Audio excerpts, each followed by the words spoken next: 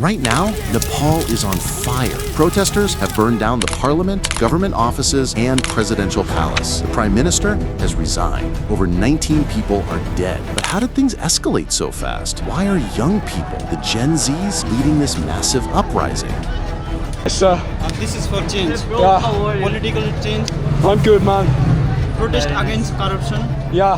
Let's break it down. Everything started with a social media ban. On September 3rd, the Nepalese government suddenly blocked 26 platforms: Facebook, Instagram, YouTube, even X. The reason they gave? To stop fake IDs, scams, and misinformation. But imagine this, banning the entire internet generation from their only way of expressing themselves. For Gen Z, social media is not just entertainment, it's their voice. But the government didn't stop there. Instead of listening, security forces cracked down. Tear gas, water cannons, even live bullets. At least 19 people died. That's when protests turned into an explosion of anger. Thousands of young people stormed the parliament, the Supreme Court, and even burned down ministers' homes. This wasn't just about social media anymore. It became a movement against decades of corruption, nepotism, and a system where political leaders enjoy luxury while ordinary people struggle. The violence shook the entire nation. First, the Home Minister resigned, then Prime Minister KP Sharma only stepped down too. But did this calm things down? Not really, because the protests are no longer about one person. They're about